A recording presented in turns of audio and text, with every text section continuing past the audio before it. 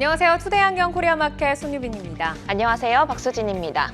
파월 연준 의장의 매파적 발언 이후에도 시장은 금리 인상이 마무리되어 가고 있다라는 점에 더 무게를 두면서 글로벌 위험 자산 선호 심리가 확산이 됐습니다. 오늘 오후에는 한국과 프랑스, 태국 연합이 오만 정부가 추진하는 그린 수소 플랜트를 수주하기로 했다라는 소식이 한국경제TV 단독 취재로 보도가 되면서 포스코와 삼성 엔지니어링 등 관련 종목들이 주목을 받았는데요. 주요 섹터별 흐름은 어땠나요? 네, 먼저 조선주부터 살펴볼까요? 하나오션, 그리고 HD 한국조선해양, 현대미포조선 등 조선주가 동반 급등했고요. 지난 5월 전국 공항 여객 인원이 전년 동월 대비 66% 증가한 것으로 나타나면서 에어부산, 제주항공, 진에어 등이 일제히 오름세로 마감했습니다. 미국의 통화정책 변화 기대감이 고조된 하루, 투데이 안경 코리아마켓 첫 번째 이슈픽의 주인공은 누구일까요? 네. 미국 국방장관은 우크라이나 전쟁은 단거리 경주가 아닌 마라톤이라고 말을 했습니다. 우크라이나 사태가 장기화되면서 글로벌 시장의 피로감은 커지고 있지만 최근에 우크라이나 정부는 전쟁 종료 이후를 준비한 재건 준비에 속도를 내는 모습인데요. 투데이 안경 이슈픽 첫 번째, 우크라이나 재건 사업 본격화입니다. 제2의 마셜 플랜으로 불리는 우크라이나 재건 사업의 행보가 본격화되고 있습니다. 10년간 1,200조 원 규모로 진행될 것으로 예상이 되면서 국내 기업들에게 큰 기회가 될 것이라는 전망인데요. 개별 기업들의 재건 참여 소식이 산발적으로 벌써부터 들려오고 있습니다. 오늘 관련 테마들의 종목별 흐름 어땠습니까? 네, 지난 수요일 시간의 특징주 시간에 우크라이나 재건 참여 소식을 실시간으로 전해드렸던 다산 네트워크스가 이틀 연속 상한가로 마감했습니다. 이외에도 삼부토건, HD 현대건설기계 등 재건 관련 대부분 종목들이 오름세로 마감을 지었습니다. 우크라이나 재건 이슈에 이은 투데이 안경 이슈픽 두 번째 주인공은 누구일까요? 네, 투데이 안경 이슈픽 두 번째는 태양광주, 바닥 찍고 반등할까입니다. 태양광 발전 모듈의 기초 원자재인 폴리실리콘 가격이 1년 사이 30% 하락을 했습니다. 소재업체인 OCI도 그리고 모듈 제조업체인 한화솔루션마저도 주가는 힘을 내지 못하고 있는데요. 하반기에는 미국 인플레 감축법 수혜가 본격적으로 반영될 것이다라는 전망이 있습니다. 태양광 관련주 오늘 흐름 어땠습니까? 네, 오늘은 신재생 에너지 관련주들이 모처럼 고른 상승세를 보였습니다. 하나솔루션, 대명에너지, S에너지, 그리고 OCI 홀딩스 등 태양광 관련주들도 일제히 오름세로 마감했습니다. 하반기 반전을 꿈꾸는 태양광주, 모멘텀의 확장성을 따라 매매 포인트 잘 잡아가셔야겠습니다. 투데이 안경 이슈픽 종목, 우크라이나 재건과 태양광주 중에서 가장 뜨거운 관심을 모은 HD 현대건설기계, 다산 네트워크스, 그리고 하나솔루션과 OCI 홀딩스입니다. 자, 이 종목들 투자자 여러분 매수하셨나요? 매도하셨나요? 아니면 아직 고민하고 계신가요? 종목들의 차별화된 맞춤 전략, 최적화된 매매 타이밍 포착해 보겠습니다. 매도의 기술 지금부터 시작합니다.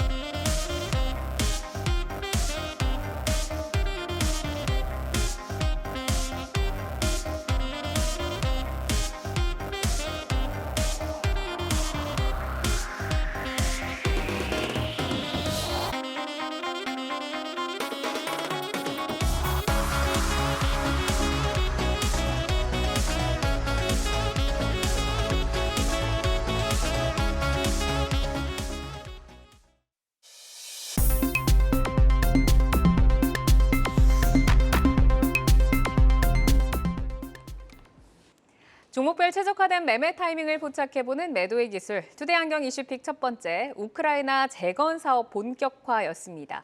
제2의 마셜 플랜으로 불리는 우크라이나 재건 사업이 본격화되면서 관련주들이 들썩이고 있습니다. 우크라이나 관련자들의 방한도 지속적으로 이루어지고 있고 또 국내 기업들의 참여 소식도 계속해서 들리고 있는데 특히 정부의 적극적인 지원이 큰 힘이 되어주는 모습이죠. 우크라이나 재건은 장기 프로젝트인 만큼 좀 긴 호흡으로 저희가 긍정적인 뷰를 연속성 있게 봐도 좋을지 궁금한데 이충원 대표님 어떻게 생각하세요? 네, 일단 긍정적인 뷰는 계속해서 유지해도 좋다고 생각을 하는 게 약간 비슷한 느낌으로 약간 규모의 차원으로 보면은 이 사우디 네옴시티하고도 좀 비슷하다고 생각을 하거든요. 장기간에 걸쳐서 큰 규모의 이런 이제 자금이 수반이 돼야 되기 때문인데 말씀해주신 바와 같이 이제 우리나라 정부도 지원하려고 하고 그리고 이제 해외 국가 뭐 미국이나 이런 기업 미국 같은 기업들도 아니면 정부도 이제 우크라이나 관련해서 이제 재건에 도움을 주겠다라는 이런 손길도 많이 있는 상황이고 반대로 이제 우크라이나 관계자들도 방한하면서 좀 서로 도울 수 있을 만한 부분에 대한 논의는 계속해서 이루어질 것이라고 생각을 합니다. 근데 이제 중요한 점은 이제 뭐 오늘도 또 이따 종목에서도 말씀을 드리겠지만 좀 선별이 굉장히 중요할 것 같은데요. 이게 진짜 이러한 수혜로 인해서 실질적인 수혜를 받는 기업이 될지 아니면은 단순히 모멘텀만 받아서 단기간 주가 상승에 그칠지 이런 부분들에 대한 옥석 가리기는 좀 반드시 필요할 것이다라고 좀 생각하고 있습니다. 그러니까 실제로 재건으로 실적을 좀 밸류업 할 수 있는 종목들을 선별적으로 네. 보자라고 말씀 주셨고 이제 우크라이나 재건으로 추가 도약을 준비하는 관련주 저희는 HD 현대건설기계와 다산네트워크스를 매도의 기술에 올려보도록 하겠습니다. 자, HD 현대건설기계는 두 분 다 고 주셨고요. 다산네트워크스는 이충원 대표께서만 이제 스탑 사인을 주셨는데 HD 건설기계부터 한번 질문을 드려보겠습니다. 오늘 5% 정도 상승을 하면서 52주 신고가를 다시 썼습니다. 이충원 대표께 먼저 좀 질문 드려볼까요? 현대건설기계 계속해서 가져가도 된다라는 이유 어디 있을까요? 네, 일단 뭐 앞서서도 많이 말씀을 해주셨는데 우크라이나 인프라부 차관이 울산 공장에 찾아서 재건 산업을 논의했다라는 소식에 오늘 HD 현대건설 기계가 5%대 상승을 했고 거기에 이제 신고가도 달성을 했습니다. 지금은 모멘텀일 거에 좀 더 가깝습니다. 하지만 본업단에서도 지금 실적이 좋은 상황이고 일단 뭐 증권사에 있는 이런 보고서들도 확인을 해보면 올해 1분기 영업이익이 회사에서 목표한 부분의 40%나 벌써 달성을 했다고 합니다. 이게 분기가 4개니까 보통 평균으로 치면 25%일 텐데 거의 2개 분기 가깝게 지금 호실적을 이미 달성을 했고 그리고 이제 북미 시장에서의 건설 프로젝트가 동사의 주가에 계속해서 긍정적인 부분이 있어서 지금 시점에서는 본업에서의 호실적에 우크라이나 재건과 관련된 부분이 좀 모멘텀으로 작용을 하면서 네. 오늘 좀 좋은 모습을 보여줬지 않을까라고 좀 생각을 하고 있습니다. 그러니까 이미 회사 자체가 지금 실적 성장을 지속을 하고 있기 때문에 고사인을 주셨다라고 좀 말씀을 주셨는데 재건 관련해서도 좀 질문을 드려보겠습니다. 우크라이나 재건 사업 이 안에서 현대건설기계가 갖고 있는 그 의미가 좀 궁금하거든요. 이 재건으로 실적 얼마나 당겨올 수 있을까요, 차장님? 네. 일단은 이 실적 자체가 지금 뭐 굉장히 좀 부담이 없는 그런 상황이기도 해요. 뭐 그렇다 보니까는 지금 이제 현대건설기계가 가지고 있는 또 이제 현대인프라코어 또 따로 있잖아요. 네. 두 회사가 각각의 그런 그 역할을 좀 해 나갈 걸로 이렇게 좀 뭐 보고 있고요. 근데 사실 이제 이 이슈가 아직까지 확실한 건 아니잖아요. 이제 그저 이제 만난 것이고 뭐 지금 당장 뭐 종전이 된다 뭐 이런 가능성도 좀 없는 이제 그런 상황이다 보니까 우크라이나 인프라부에서 뭐 HD에만 접촉할 것도 아닐 거로 좀 봐지고 결론은 그냥 주가에 좀 긍정적인 스토리가 좀 더해졌다 뭐 이렇게 좀 보고 있고요. 네. 뭐 성장률 자체에 뭐 급격한 변화 없겠습니다만 뭐 일단 뭐 3천억 정도를 바라보는 영업이익 또 2천억을 향한 순이익 그리고 높은 배당 성향 이런 것들을 좀 감안했을 때 가치주 혹은 뭐 기계 업종의 그런 대표적인 그런 종목이 될 가능성이 좀 높기 때문에 뭐 저는 우호적 수급이 좀 지속될 가능성이 높다라는 차원에서 뭐 나쁘지 않은 이제 그런 흐름을 가져갈 것 같다라는 말씀을 좀 드리고 싶습니다. 그러니까 지금 밸류도 매력적인 데다가 주주 환원 정책도 우수하고 지금 뭐 사지 않을 이유가 없다라는 네. 좀 말씀이신 것 같아요. 최근에 이제 중국 정부가 금리를 인하하면서 부동산 시장에 대한 그 경기 부양에 대해서 인프라 투자 확대에도 좀 모멘텀이 실리고 있는데 이 부분에서도 좀 하반기에 어떤 좀 HD 건설기계가 받을 수 있는 이익이 있을까요?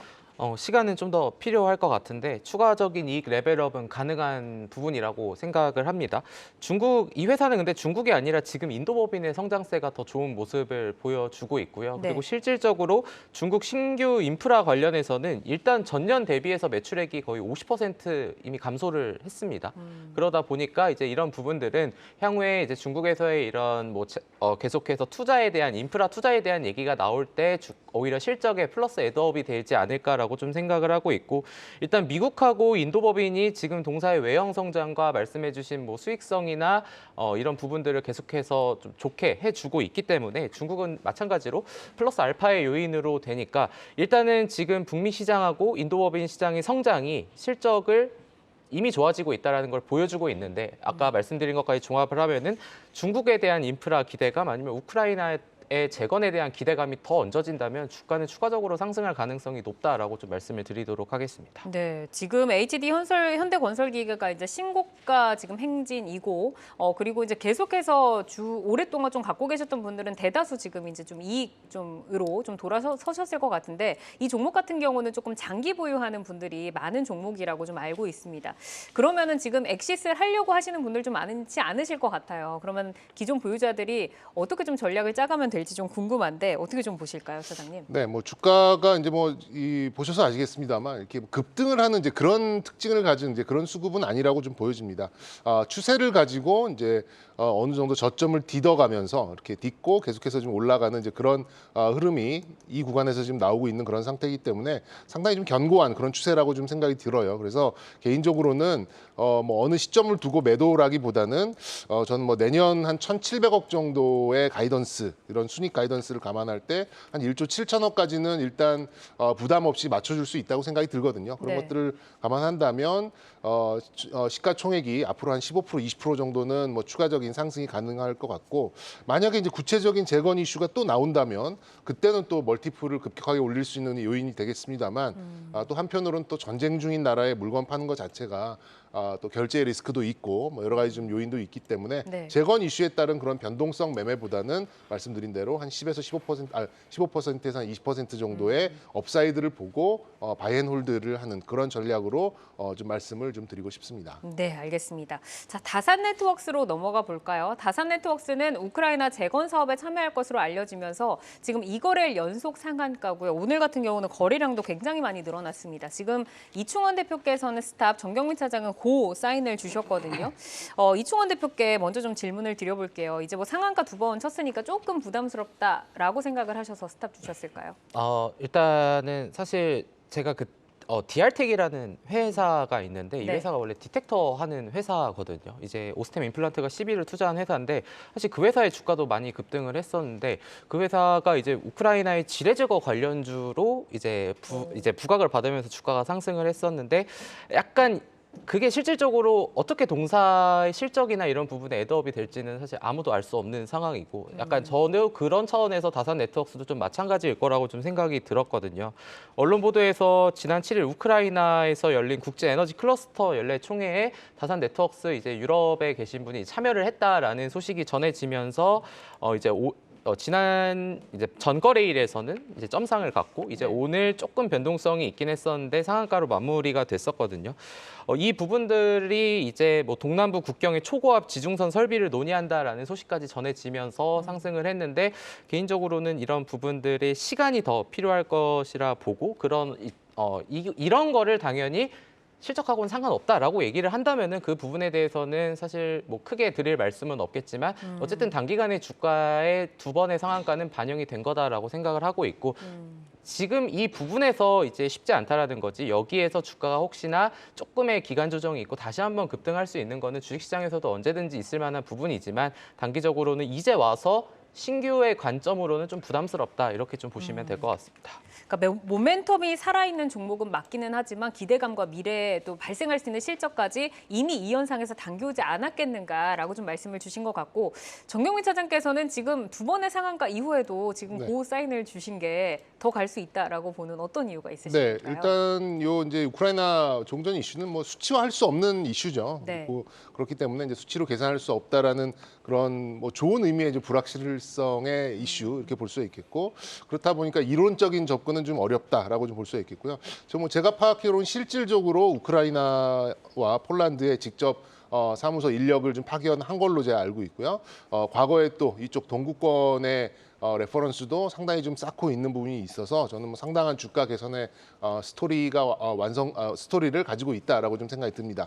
그리고 이제 이것 때문에라도 이 회사를 한번 좀 들춰보게 되시는 분들도 많을 것 같은데 판교 사옥을 한 1,500억 정도에 팔았어요. 네. 그리고 이제 솔루에타라는 또 관계사의 또 지분 이런 것들을 좀 감안했을 때 뭐 저는 뭐 시가총액 한 3천억 정도 간다 하더라도 크게 그리고 자산 가치나 또 미래의 스토리 이런 것들을 감안했을 때 크게 무리는 아니라는 생각이 좀 들어서 일단은 지금 빠르게 이런 스토리가 주가에 좀 투영이 돼서 그렇지 앞으로 좀 추가적으로 상승할 수 있는 부분은 남아 있다라고 좀 말씀드리고 싶습니다. 그러니까 뭐 자산 가치 등을 고려했을 때 그 밸류적인 부분에서도 아직은 좀 부담이 없다라는 말씀이신데 저희가 이제 이틀 전 시간의 코너에서 박수진 앵커가 좀 발빠르게 전해드린 이후로 좀 시세를 강하게 주고 있거든요. 그러면 정경미 차장께 좀 들어보겠습니다. 이번 재건에 참여를 한다고 하면 어느 정도나 좀 실적 부분에서는 기대를 해볼 수 있는 걸까요? 실적으로는 뭐 어렵습니다. 이게 어디서부터 어떤 거를 뭐 가늠할 수가 언제까지 없다. 이렇게 할 수는 없기 때문에 근데 이제 다산 넥서스 하면은 일단 뭐 대부분의 분들이 이제 5G를 비롯한 무슨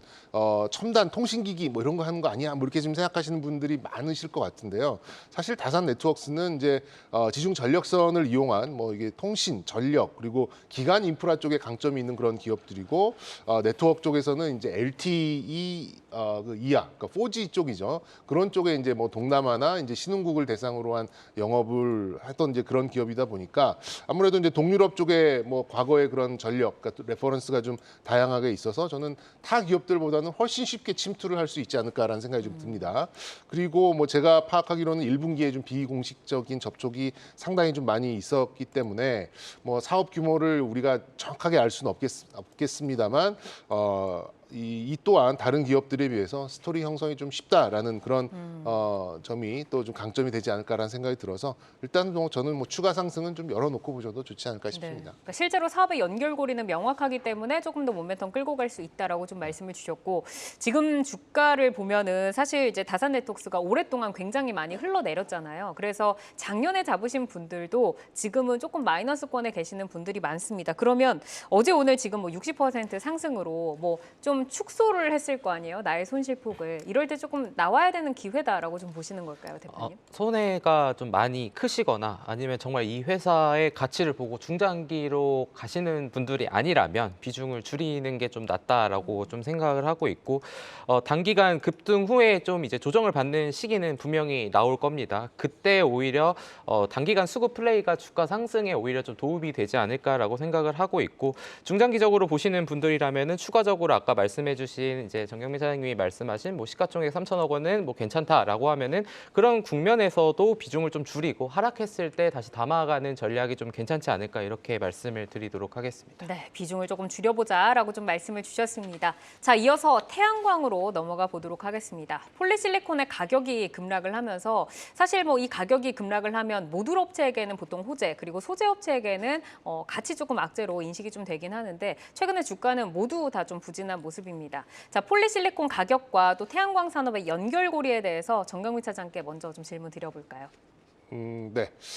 일단 폴리실리콘과 뭐 태양광 뭐 이런 어떤 쪽을 좀 뭐 바라봐야 되느냐에 따라서 좀 시각이 좀 다를 수는 있겠습니다만 어쨌든 폴리실리콘은 가장 밑단에 있는 이제 소재 쪽이고 뭐 우리가 또 이제 뭐 그렇다고 뭐 인것부터 웨이퍼 또 모듈 이런 것들의 어떤 이제 이 밸류 체인을 전반적으로 이게 다 보면서 일일이 이렇게 민감하게 우리가 좀 지켜볼 수는 없는 입장이잖아요. 그래서 좀 이렇게 좀 직관적으로 좀 말씀을 드리자면 지금 현재 태양광을 비롯한 이런 신재생 에너지 이런 쪽은 아무래도 이제 정책적인 부분 그리고 어느 정도의 하방 경직을 갖춰두고 어떤 수준에서 이 호재를 주가에 반영시킬 수 있느냐를 가지고 어떻게 본다면 약간 좀 투자 심리에 좀 더 가까울 수 있겠죠. 그런 측면에서 바라보시는 것이 오히려 지금 현재의 주가 차원에서는 조금 더 민감도를 높일 수 있는 그런 요인이라 생각이 들고 오히려 이제 실적이나 실질적인 부분은 아무래도 좀 3분기 이후가 되지 않을까 이렇게 좀 내다보고 있습니다. 그러니까 지금 밸류보다는 정책에서 어떤 뉴스가 나오는지 이슈를 좀 보자라고 좀 말씀을 주셨습니다. 자, 태양광주 이제 바닥을 찍고 반전을 꿈꿀까요? 오늘 이제 매도의 기술에 오른 종목은 한화솔루션 그리고 OCI 홀딩스입니다. 이 두 종목에 대해서 두 분 다 이제 고신호등을 켜주셨거든요. 정말 이제 바닥론이 조금 더 견고해지는 듯한 모습인데 이충원 대표께서는 이제는 이제 반등할 시기다라고 좀 보시는 걸까요?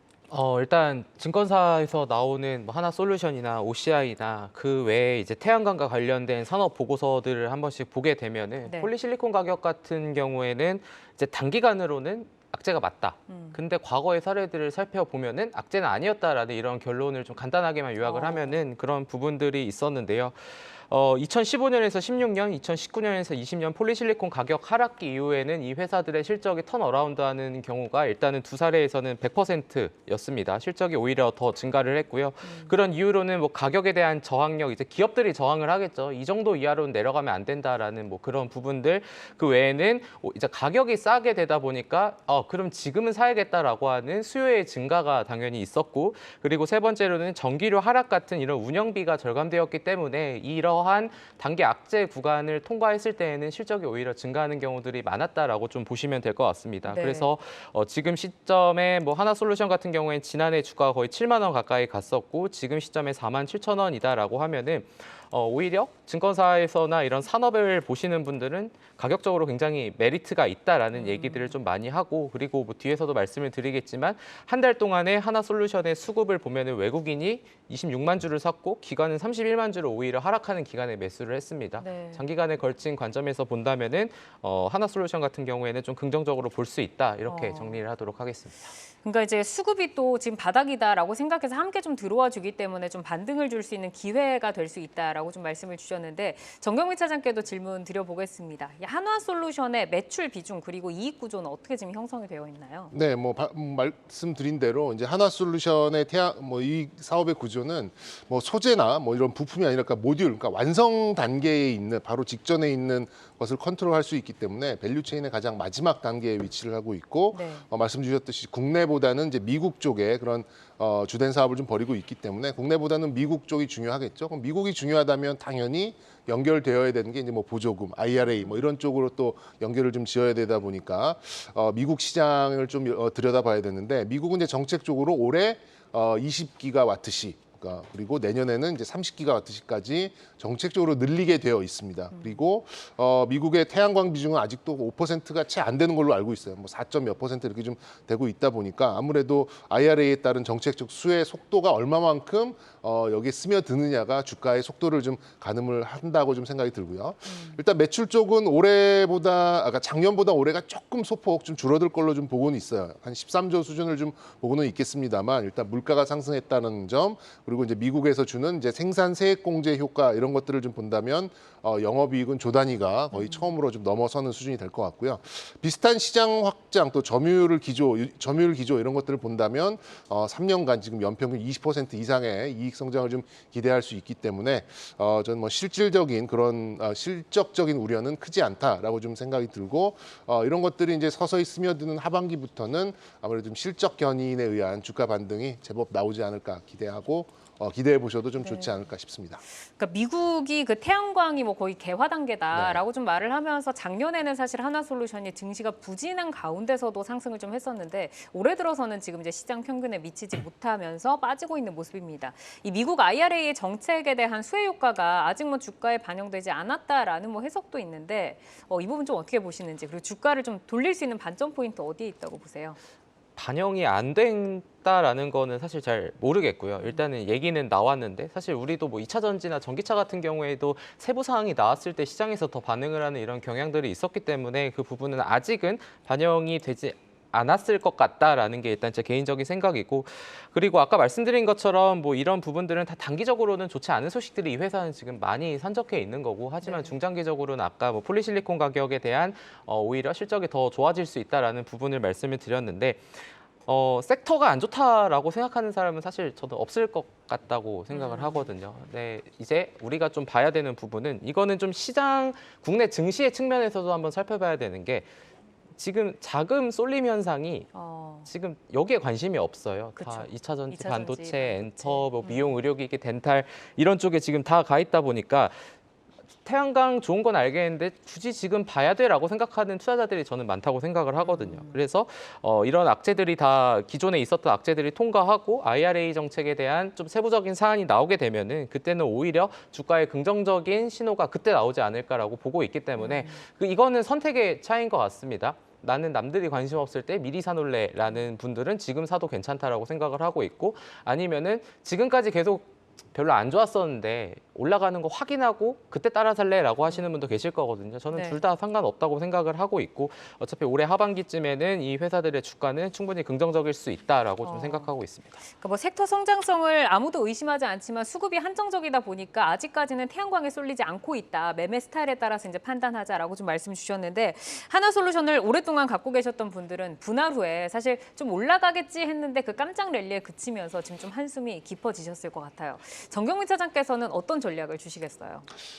한마디로 말씀드리면 좀 버티는 전략을 어. 말씀드리고 싶고요. 하반기까지 버티자. 네, 속도감이 큰 종목은 아닙니다. 그리고 이제 뭐 실질적인 수치보다는 정책적인 투자 심리가 훨씬 더 주가에 좀 크게 영향을 좀 미치기 때문에 뭐 저는 뭐 전저점 정도 수준, 뭐 200일선을 살짝 하회하더라도 저는 뭐 전저점 정도만 이렇게 크게 뭐 빠른 속도로 하회하는 이제 그런 수준, 그런 주가가 나오지 않는다면 버텨볼만 하시다라고 좀 말씀드리고 싶고요. 그리고 최근 들어서 또 긍정적인 부분이 국제 유가가 조금 안정되는 그런 부분이 있습니다. 이렇게 좀 반대로 움직이는 경향이 있잖아요. 국제 유가가 올라가면 신재생이 하락하고 네. 뭐 이렇게 그렇게 그렇다 보니까 이제 국제 유가가 좀 안정된다면 저는 이제 이 태양광 쪽도 좀 강세를 좀 내보이지 않을까라는 생각이 들고요. 지금은 한껏 좀 웅크리고 있는 이제 그런 시점이고 어떤 기준점이 200일선에서 좀 닿아 있는 그런 상황이기 때문에 지금은 저는 뭐 추가 매수도 어느 정도 좀 유효한 그런 상황이라고 보고는 있습니다만 말씀드린 대로 뭐 속도감이 있지 않으니까 이거 뭐 따라 붙기보다는 지금 현재 좀 유지하는 쪽으로 이렇게 좀 지켜보시면 어떨까 말씀드리고 싶습니다. 네, 알겠습니다. 자, 이어서 이제 OCI 홀딩스로 넘어가 보도록 하겠습니다. 폴리실리콘 가격 급락에도 최근에 주가가 조금 날아올라 볼까 하면서 조금 선방을 하는 모습이었는데 오늘은 제자리에서 100원의 상승을 지키면서 거래를 마쳤습니다. 두 분 다 역시나 이제 고 사인을 주셨거든요. 정경민 차장께서 이제 OCI 홀딩스 고 하자는 이유는 앞서 하나솔루션과 좀 유사한 이유일까요? 네, 일단 인적 분할 이후에 이제 폴리실리콘 또 뭐 태양광 뭐 산업 시황 여기에 더 이제 민감도를 가져갈 수 있게 이렇게 됐죠. 하나솔루션과 마찬가지로 뭐 이건 말장난은 아닙니다만 부정적인 거에 대한 부정 그러니까는 더 나빠질 게 없는 그런 상황에서 굳이 스톱을 외칠 이유가 없다라는 생각이 좀 들었습니다. 그리고 이제 절대적인 지표로 볼 수 있는 게 폴리실리콘 가격인데 이게 폭락을 해서 지금은 뭐 생산 원가에도 못 미치는 그런 상황임에도 불구하고 지금 주가가 어느 정도 하방 경직을 보이고 있다라는 거는 그런 것들을 많이 반영을 이미 했다라는 좀 생각이 좀 들거든요. 네. 그래서 이제 뭐 자체적인 뭐 자산 가치나 뭐 이런 것들에 비해서도 뭐 시가총액이 아직 비싸다는 생각이 좀 안 들기 때문에 저는 뭐 매우 강한 하방 경직이 있을 것이고 말씀드린 대로 하반기에 좀 작은 그런 호재에도 좀 빠르게 반영할 가능성이 좀 높기 때문에 지금 뭐 굳이 스톱을 외칠 이유는 없다라고 말씀드리겠습니다. 이제 분할 후에 OCI 그리고 이제 OCI 홀딩스로 저희가 이제 나눠서 이제 보게 됐는데 좀 같은 듯 미묘하게 지금 차이가 납니다. 주가의 탄력도도 OCI 홀딩스가 상대적으로 조금 좋아 보이거든요. 이 이유는 어디 있다고 보세요, 대표님? 일단 상대적으로 분할하기 전에 주가가 거기에 반영이 됐기 때문이다라고 생각을 하고 있고 네. OCI 홀딩스는 사실 올해 주가가 이제 60% 상승을 한 거거든요. 이제 저평가에 대한 부분이 있고 외국인의 매수를 계속하고 있는데 거래 재개 이후 얼마 되지 않았지만 외국인이 벌써 50만 주를 매수를 했고 그리고 간단하게만 말씀을 드리면 OCI 홀딩스가 이달 초에 애널리스트 대상으로 IR을 진행했는데 대표이사가 직접 진행을 했다고 합니다.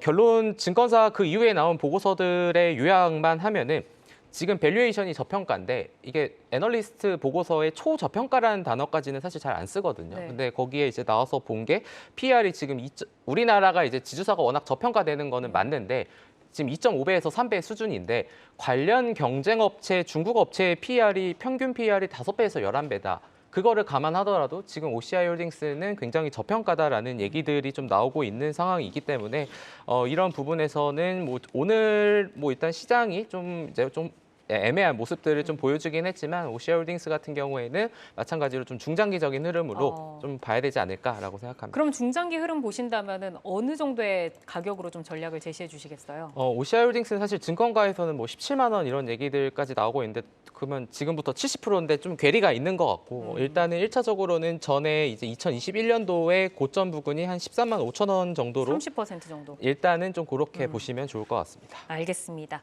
자, 종목에 최적화된 매매 타이밍을 포착해보는 매도의 기술 HD 현대건설기계와 다산네트워크스, 하나솔루션 그리고 OCI 홀딩스까지 살펴봤습니다. 현재 주가와 현재 모멘텀 기준으로 저희가 포인트를 제시를 해드리기 때문에 시장의 변화에 따라서 전략도 변동이 가능하다는 점 유의를 해주시기를 바라겠습니다. 계속해서 이슈와 모멘텀 팔로우하면서 전략 체크해드리겠습니다.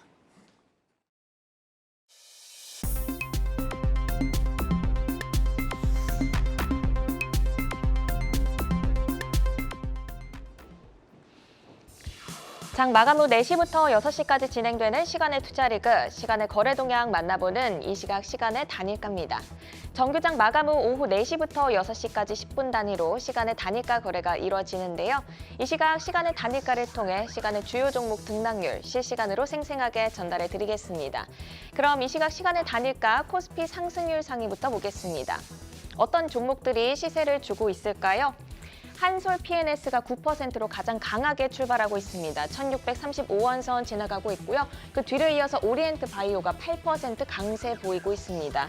오늘 삼부토건이 10% 급등을 하면서 52주 신고가를 경신했는데요. 우크라이나 재건 관련주로 계속해서 주목을 받고 있죠. 그 강한 기세 시간에서도 이어지고 있습니다. 4% 상승하면서 3050원선 지나가고 있고요. 광명전기도 보시면 가스 절연 개폐 장치를 생산하는 업체입니다. 3% 강세로 마감을 지었는데 시간에서 시세를 분출하고 있네요. 6% 강세 보이면서 움직이고 있습니다.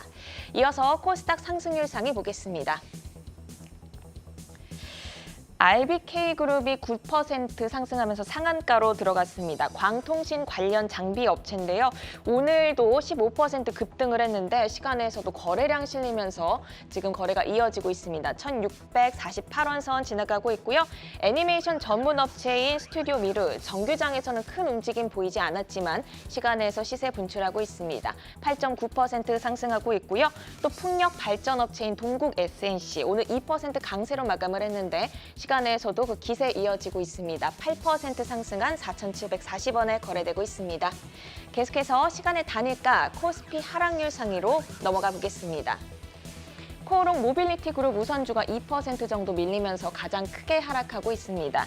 그리고 금강공업도 2% 정도 밀리고 있는데요. 오늘 정규장에서는 5% 강세를 보였지만 시간에서는 2% 정도 밀리고 있습니다. 그리고 반도체 장비 업체인 미래산업 역시 오늘 강보합권에서 마감을 지었는데 시간에서는 약간 밀리면서 2850원 선 지나가고 있습니다. 마지막으로 코스닥 하락률 상위 보겠습니다. 셀리드가 8% 정도 가장 크게 하락을 하고 있습니다. 400억 규모의 유상 증자를 공시하면서 이 소식 전해지자 가장 크게 밀리고 있는데요. 8.4% 하락하고 있습니다. 그 뒤를 이어서 원자력 관련주인 오르비텍 오늘 10% 강세로 마감을 했는데 시간에서는 분위기 반전되고 있습니다. 4% 하락하면서 5,020원에 거래가 되고 있고 BBC 그리고 린드먼 아시아가 1%대 약세 보이고 있습니다.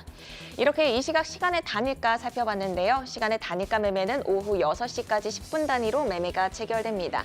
모멘텀과 거래량 등 꼼꼼히 살펴보시고 시간에서도 성투 전략 세워가시길 바랍니다.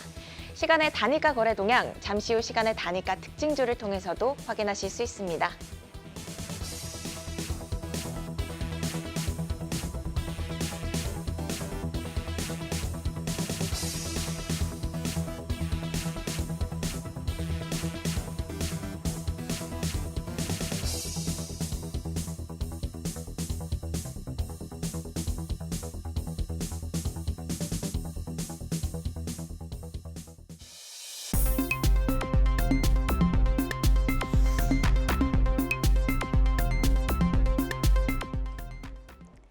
다양하게 부각되는 이슈와 모멘텀 속에서 연속성 있는 재료로 우상향할 주인공 누가 될까요? 주도주로 떠오르게 될 종목 미리 만나보는 라이징 스탁입니다. 자, 오늘 라이징 스탁 어떤 종목들 가지고 오셨는지 화면으로 만나보겠습니다.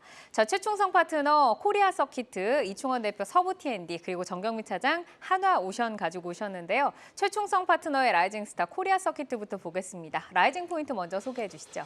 네, 코리아 서키트의 라이징 포인트는 이제 브로드컴, 5G 통신 부품 그리고 엔비디아 시제에 좀 수혜가 예상되는 그런 기업이다라고 좀 말씀을 드릴 수 있겠습니다. 네, 뭐 요즘 글로벌 시장에서는 가장 핫한 종목이라고 볼 수 있는 엔비디아 시대의 수혜주다라고 꼽아주셨는데 성장 스토리 좀 더 자세하게 들어볼까요? 네, 일단 실적이 2분기부터 좀 개선될 것으로 전망되는 그런 기업이고 반도체 출하량이 좀 증가해서 반도체 기판의 매출이 좀 늘어날 것이라는 그런 판단이 나오고 있는 상태입니다. 일단 하반기부터 최근에 이제 반도체 관련주들 좀 강세가 나오고 있는 게 하반기부터 이제 삼성전자 등 반도체 업체들의 좀 감사한 효과로 수급이 좀 개선돼서 반도체 기판 사업의 좀 매출이 증가할 것으로 예상이 되고 있는 부분이 있고요. 일단 폴더블 폰 시장이 좀 확대돼서 주기판 매출액도 좀 늘어날 것으로 예상이 되고 있는 상태입니다. 또한 최근에 이제 브로드컴이 애플과 5G 통신 칩 공급 계약을 좀 체결한 정도 호재로 좀 작용할 수 있겠고요.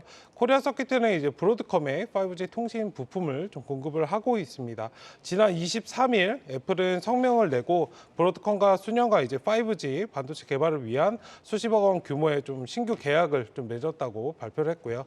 삼성전기 등 이제 시장 선두 기업에 비해서 경쟁력은 좀 낮지만 수요가 이제 공급을 좀 넘어서면 낙수 효과를 좀 기대할 수 있는 부분이 있다라고 좀 말씀을 드리고 싶습니다.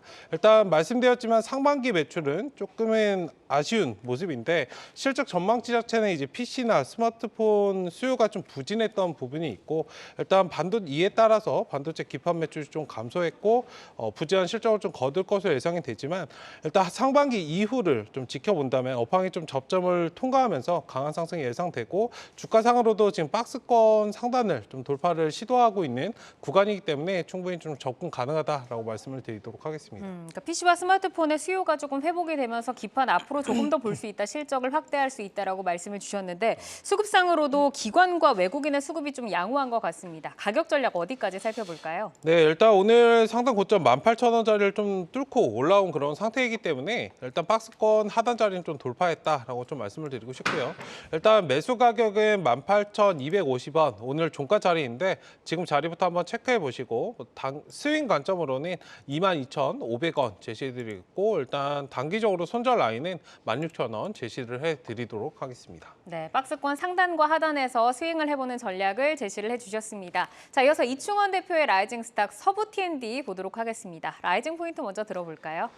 네, 일단 뭐 시장에 많이 알려져 있는 회사인데 최근에 좀 많이 관심이 없는데요. 이 회사 같은 경우에는 이 회사가 들고 있는 자산이 시가총액의 5배에 상응하고 있고 요즘에 또 FOMC에서 내년에는 또 금리가 인하되지 않을까라고 하는데 이 회사 같은 경우에는 금리 인상 국면이 마무리가 되면 또 수혜를 받는 기업이기 때문에 좀 주목해야 될 포인트로 말씀을 드리도록 하겠습니다. 네, 서부 T&D 뭐 예전부터 자산 가치에 대해서 늘 시장에서 좀 높게 그 밸류를 좀 측정을 했었는데 사실 주가는 그만큼 좀 움직이지 못했고 금리나 수혜까지 좀 꼽아주셨습니다. 구체적으로 좀 자산 가치와 성장 스토리를 들어볼까요? 네, 일단 이 회사는 이제 우리가 용산 전자상가 쪽에 지나가면은 보이는 드래곤시티 호텔을 갖고 있는데 서울 드래곤시티뿐만이 아니라 뭐 인천 스퀘어원이라던가 그리고 이제 신정동에 있는 뭐 도시첨단 복합단지 그리고 나진상가 이런 것들을 보면은 이 회사의 자산 추정 가치는 한 2조 원 정도가 됩니다. 근데 이 회사가 그럼 주가를 그동안 왜 못 갔을까라고 하면은 이 회사의 연결 기준 차입금이 8,300억 원이거든요. 근데 그거에 대한 이제 가중평균을 해서 차입 이자율을 계산을 해봤는데 그게 5.5% 정도가 됩니다.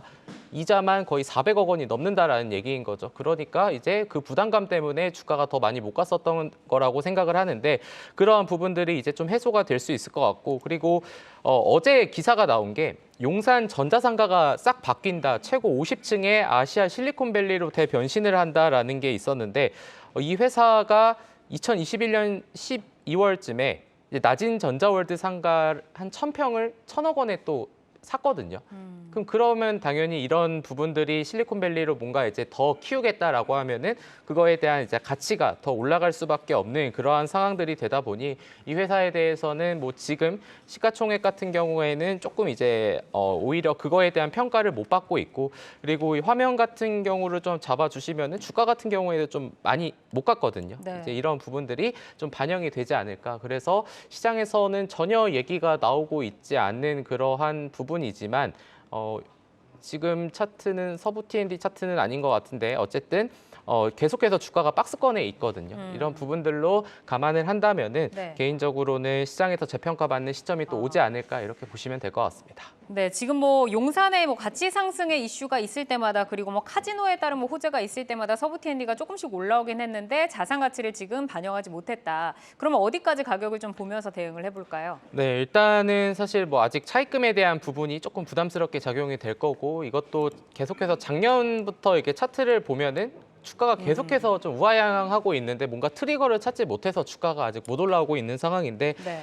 개인적으로는 일단은 첫 번째로는 주가의 상승 부분을 한 10,000원 정도까지는 좀 볼 수 있지 않을까라고 생각을 하고 있는데 워낙 이 회사가 크게 오르지도 않지만 크게 또 내리지도 하락하지도 않고. 네, 그런 부분들이 있다 네. 보니까 뭐 손절 라인은 여기 이제 과거에 이제 박스권 하단 쪽을 잡고 좀 보수적으로 하방은 좀 잡아 놓은 상태로 좀 이제 상방을 열어서 좀 보시면 되지 않을까 이렇게 정리하도록 하겠습니다. 하방 경직성은 좀 지키고 있기 때문에 10,000원 정도의 목표가로 한번 노려보자라고 말씀 주셨고 정경민 차장의 하나오션도 보겠습니다. 라이징 포인트 어떤 거 볼까요? 네, 오늘 다소 좀 뜬금없는 급등이다라고 생각하시는 분들도 좀 계실 것 같은데 일단 지난주에 이제 마덱스라고 이제 국제 해양 방위 사업전이 좀 있었어요. 이제 여기서 캐나다 노후 잠수함 교체 사업자 관련된 그런 얘기가 나오면서 한국과 일본의 2파전인데 여러 가지 좀 유리한 점이 많아서 한국 쪽으로 올 가능성이 높다. 뭐 이런 것들이 있어서 이런 요인들이 좀 모멘텀으로 작용하지 않을까 이렇게 좀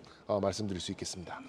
워낙 이제 또 정경민 차장님께서 뭐 방산 쪽으로는 워낙 또 해박하시니까 이 성장 스토리에 대해서 좀 더 들어보겠습니다. 이 캐나다의 노후 잠수함 교체 사업자 뭐 선정 이슈까지 꼽아주셨는데 수주 가능성이 높다라고 보시는 거죠? 네, 뭐 아직 뭐 펀더멘탈로 설명하기에는 좀 어려운 오늘 뭐 스토리라는 단어를 굉장히 많이 쓰게 되는데요. 그런데 이제 이게 달성만 된다면 최소 60조 원, 그러니까 8대에서 최대는 80조 원, 12대까지 예상이 되는 굉장히 큰 사업입니다. 근데 이 사업에 이제 6개국에서 의향서를 제출을 했었는데 이 중에 뭐 페이퍼십이나 뭐 아직 자국에 배치되지도 않은 그런 나라들, 뭐 독일, 프랑스, 스웨덴, 스페인을 제외하면 한국과 일본 이제 두 나라가 이렇게 좀 맞서게 되는데요. 이 사업이 수십 년간, 십수년간 진행이 되고 차례대로 이렇게 인계가 되는 것들을 좀 감안했을 때 정말 뭐 막대한 매출은 물론이고 그리고 멀티플을 급격히 올릴 수 있는 그런 요인이 좀 될 수도 있지 않을까 싶습니다. 주가에는 굉장히 확실한 그런 재료가 될 가능성이 높죠.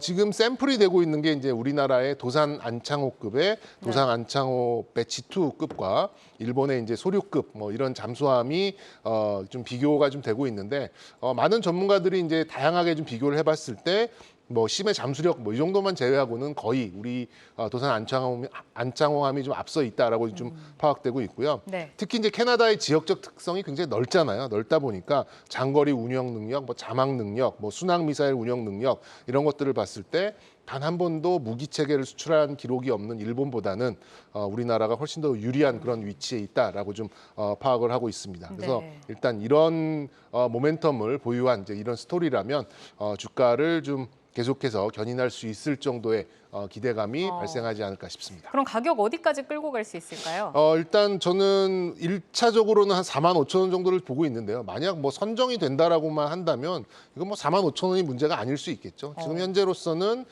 이렇게 저점과 고점 채널을 잘 지켜가면서 지금 상승을 좀 하고 있는 그런 상황이고 최근 들어서 이런 얘기가 나오면서부터 좀 거래량도 어느 정도 좀 받쳐주는 이제 그런 상황이기 때문에 저는 뭐 가능성은 좀 매우 높다라고 생각이 듭니다. 근데 뭐 이게 곧바로 이게 딱 결정되는 그런 수준은 아니다 보니까 저는 뭐 지금 당장 매수하기보다는 현재가보다는 좀 아래 약간 눌렸을 때 쪽에서 들어가 보자. 해도 좀 좋을 것 같고요. 네. 네, 알겠습니다. 그렇게 했으면 좋겠습니다. 여기까지 네. 마무리를 좀 들어보겠습니다. 자, 오늘은 최충성 파트너의 코리아 서키트 그리고 이충원 대표의 서부 T&D, 정경민 차장의 하나오션까지 저희가 만나봤습니다. 라이징 스탁과 함께 하시면서 차기 주도주들 선점을 잘 해보시고요. 함께해 주신 이충원 밸류파인더 대표, 정경민 IBK 투자증권 판교 WM센터 차장 여기서 인사드리겠습니다. 고맙습니다. 시간의 단일가 거래 속 특징주들을 따라가 보는 시간의 단일가 특징주 탑5입니다. 시간의 단일가 거래는 내일장까지 연결돼 움직이는 종목들이 많은데요. 오늘 함께 하시면서 매매 전략에 잘 활용해 나가시길 바랍니다. 그럼 특징주 5위부터 확인해 볼까요? 네, KRM 올라와 있습니다. 멀티미디어 반도체를 개발 판매하는 기능형 시스템 반도체 설계 전문 회사입니다. 4거래 연속 급등하고 있는데요. 오늘도 9% 상승으로 마감을 했는데 시간에서도 긍정적 분위기 감돌고 있네요. 1% 상승하고 있습니다. 4위 종목은 삼성제약 올라와 있습니다. 오늘 외국인의 순매수에 힘입어 5거래일 만에 반등에 성공했습니다. 정규장에서 6% 강세로 마감을 했는데요. 시간에서도 반응이 오고 있네요. 0.6% 강보합권에서 움직이고 있습니다. 3위 확인해 볼까요? 삼부토건입니다. 우크라이나 재건 관련주로 계속해서 주목을 받고 있습니다. 오늘 10% 급등하면서 52주 신고가를 경신했는데요. 시간의 거래에서도 거래량 대량으로 터지면서 강세에 이어지고 있습니다. 5%까지 상승률 끌어올리고 있네요. 2위 보겠습니다. 동국 SNC입니다. 풍력 발전 업체로 5거래일 만에 반등에 성공했는데요. 정규장에서 2% 강세로 마감을 지었는데 시간에서도 탄력적으로 움직이고 있습니다. 8% 상승하고 있네요. 대망의 1위 종목은 어떤 종목일까요? 광명전기 올라와 있습니다. 가스 절연 개폐 장치를 생산하는 업체입니다. 정규장에서 3% 상승하면서 마감을 지었는데 시간의 거래에서도 6% 정도 강하게 출발하고 있네요. 네, 그럼 시간의 단일가 특징주 2위 동국 SNC 보겠습니다. 신재생 에너지 전문 업체인데요. 오늘 정규장에서 5거래일 만에 반등에 성공했고요. 시간에서 8% 강하게 반응이 오고 있습니다. 오늘 이 종목뿐 아니라 해상 풍력주가 탄력적인 모습을 함께 보였는데요. 다음 주까지 에너지 이어갈 수 있다고 보실까요? 네, 일단은 해상풍력 관련해서는 지금 유니슨이 좀 쏘아올린 공이다라고 좀 말씀드리고 싶고, 기존 EU 신재생 에너지 확대에 대해서 법안이 좀 재추진한다는 그런 소식이 나왔었고, 중국 이제 풍력 발전 업체 민양으로부터 이제 4천억 원의 좀 투자를 유치했다는 소식이 나오면서 일단 유니슨이 선봉으로 강하게 좀 상승이 나왔는데, 일단 후발주자로 동국 SNC도 조금은 따라가는 모습이다라고 좀 말씀을 드리도록 하겠습니다. 일단 동국 SNC 같은 경우는 해상 풍력 타워, 풍력 단지를 좀 건설하는 업체이고, 풍력 터빈 1위 이제 베스타스와 한국투자에 관련해서 좀 수혜를 받을 수 있는 그런 기업이기 때문에 지금 바닥권에 있는 상황에서 4,380원 오늘 종가 자리가 좀 있었는데, 일단 지금은 좀 바닥을 다지고 좀 올라오는 그런 상황이 좀 필요하기 때문에 일단 단기적으로만 좀 대응하시는 그런 전략, 일단 트레이딩 관점에서 상승이 나오면 비중 축소하시고 다시 눌림에서 잡고 이런 것들을 좀 반복 대응하시는 그런 전략이 지금 필요한 자리가 아닐까라고 좀 먼저 말씀을 드리도록 하겠습니다. 네, EU의 신재생 에너지 법안 재추진으로 이 에너지 관련주들이 최근에서 부각이 되고 있습니다. 유니슨이 대장주라며 후발주인 동국 SNC가 따라가고 있는 흐름 이렇게 짚어주셨습니다. 그럼 특징주 3위 삼부토건도 보겠습니다. 우크라이나 재건 대장주로 꼽힐 수 있겠는데요. 정규장에서 오늘 52주 신고가를 경신했습니다. 시간에서도 강하게 반응 오고 있는데 이 우크라이나 재건 모멘텀 연속성 있게 진행될지 향후 주가 전망 어떻게 보실까요? 네, 일단 재건 관련해서는 좀 지속적으로 확인을 하셔야 되는 그런 섹터이다라고 좀 먼저 말씀을 좀 드리도록 하겠고요. 사실 뭐 전쟁이 지금 휴전이 되거나 뭐 끝난 상황은 아니기 때문에 일단 길게 좀 모멘텀을 잡고 좀 투자하시는 그런 관점이 좀 필요하고, 눌린 구간마다 좀 접근을 하시되 일단 삼부토건처럼 강하게 좀 상승이 나오고 있는 그런 기업들을 보시면 좋을 것 같고, 기존에 사실 재건주가 뜨뜨미지근하게 움직이고 있는 상황에서 삼부토건은 먼저 좀 움직이고 있는 그런 상황이기 때문에 사실상 지금 재건주의 대장으로 움직이고 있지 않나라고 좀 말씀을 드리도록 하겠고, 어쨌든 이제 18일에 우크라이나 관련돼서 회담도 예정이 되어 있고, 이번에는 이제 우크라이나 인프라부 차관이 부산항을 좀 방문했다는 그런 소식까지도 좀 부각이 되면서 우크라이나 재건 참여가 한 번 더 이제 부각이 되는 그런 모습입니다. 오늘 이제 RBK 그룹이나 뭐 다산네트워크스, 대한광통신, 대하TI, 부산산업 같은 그런 기업들도 상승이 나오고 있기 때문에 일단 연속적인 그런 상승세는 분명히 나올 수 있다. 일단 지금 상황에서 좀 대응을 하시려면 단기적으로 좀 추세를 받고 가는 그런 구간이기 때문에 5일선, 10일선 기준으로만 잡고 움직이시는 그런 관점으로 좀 보시면 좋을 것 같고, 일단 차트가 좀 지지가 되는 선에서 계속 끌어가시는 그런 전략 유효하다라고 좀 말씀을 드리도록 하겠습니다. 네, 계속해서 오늘장 특징주 살펴보겠습니다. 백광산업 보겠는데요. 횡령 이슈가 불거진 그 당일에 한 25% 정도 급락을 했죠. 이후에도 주가가 지지부진했는데 오늘 외국인이 30만 주, 기관이 10만 주 가까이 사들이면서 21% 정도 급등을 했습니다. 이 주가 흐름을 어떻게 봐야 할까요? 네, 백광산업 같은 경우에 최근 2차 전지 관련해서 좀 테마를 타고 움직였던 종목들이 일단 경영진의 뭐 일탈이라든지 내부자 거래에 대한 그런 악재에 따라서 좀 주가가 많이 좀 변동이 나오고 있는 상황이 반복이 되고 있습니다. 어쨌든 백광산업 관련해서는 이제 화학 소재를 생산하는 그런 업체이고 매출 상당 부분을 좀 차지하는 수산화 나트륨이 이제 2차 전지 소재로 활용도가 좀 높아지면서 최근 단기간에 좀 주가가 크게 올라간 부분이 있는데 일단 이 관점에서는 중장기적인 모멘텀이 괜찮다라고 좀 말씀을 드리고 싶은데 다만 이제 백광산업은 이제 기업에 조금의 악재가 나온 부분이기 때문에 일단 대주주의 수백억 대 횡령 혐의가 좀 불거진 부분이 있습니다. 오늘 물론 반등이 나왔지만 이게 실질적으로 추세를 완벽하게 살리기에는 조금 애매한 부분이 있다라고 말씀을 드리고 싶고 일단 경영진의 이제 배임이나 이런 횡령 혐의가 확인이 완벽하게 좀 될 경우에는 상장 적격성 이제 실질 심사 대상이 좀 될 수 있고 심사 결과에 따라서 상장 폐지나 이런 부분도 논의가 될 수 있기 때문에 반등이 나온다고 해서 무조건적으로 따라가시는 그런 전략은 좀 좋지 않다. 만약에 지금 자리에서 외국인 기관 수급들이 들어오기 때문에 추세적으로 좀 상승을 할 수 있는 그런 기대감이 있다라고 보신다면은 단기적인 트레이딩 관점에서만 어느 정도 딱 그 정도만 대응하시는 그런 관점으로 좀 보시면 좋지 않을까라고 좀 말씀을 드리도록 하겠습니다. 네, 이렇게 오늘장 특징주까지 살펴봤습니다. 시간의 특징주들은 내일장 흐름과 방향성을 같이 하는 경우가 많습니다. 종목별로 베스트 전략까지 짜드렸으니 참고해 보시고요. 오늘 함께해 주신 최충성 와운의 파트너는 여기서 인사드립니다. 고맙습니다. 아시아 증시와 유럽 시황 전해드립니다. 오늘 중국 증시는 경기 부양책 추가 시행 기대감이 조성되면서 상승세를 이어갔습니다. 상해 종합지수는 0.6% 빨간불, 선전지수도 1% 올라왔습니다. 항생지수는 마감을 앞두고 1% 가까이 상승을 이어갑니다. 중국 정부가 한화 약 180조 원 규모에 해당하는 특별국채 발행을 검토합니다. 이 신규 인프라를 건설하고 경기를 부양하기 위해서인데요. 리오프닝 효과가 미미하자 정부 주도의 경기 부양을 통해서 경제를 성장 궤도로 되돌리겠다는 의도로 풀이됩니다. 오늘 중국 증시에서는 이 소식에 힘입어 산업주가 강세 보여줬습니다. 이어서 유럽 증시도 함께 확인해 봅니다. 어제 유럽 중앙은행이 금리 인상을 단행하면서 하락장으로 마감을 했었는데요. 오늘 장에서는 0.06% 보합권에서 출발합니다. 리창 중국 총리가 이번 주말에 독일과 프랑스를 방문합니다.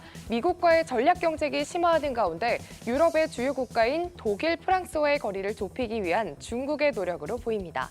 이번 방문을 통해 어떤 협력을 이어나갈지 잘 지켜보셔야겠습니다. 프랑스 증시 상황 체크해봅니다. 오늘 깨끗 지수 힘내주는 모습입니다. 현재 0.37%로 출발했습니다. 오늘 저녁에는 유럽연합의 중요 경제 지표들이 발표됩니다. 5월 인플레이션율을 포함해 핵심 물가 상승률, 임금 상승률, CPI 등 다양한 지표들이 발표되니 잘 챙기시기 바랍니다. 지금까지 아시아 증시와 유럽 시황 전해드렸습니다. 투데이 안경 코리아 마켓 방송이 끝난 후에도 유튜브에 라이징 스탁으로 검색하시면 다시 보실 수 있습니다. 네, 투데이 안경 코리아 마켓은 여러분의 든든한 전략 동반자가 되어드리겠습니다. 오늘도 함께해 주신 여러분 고맙습니다.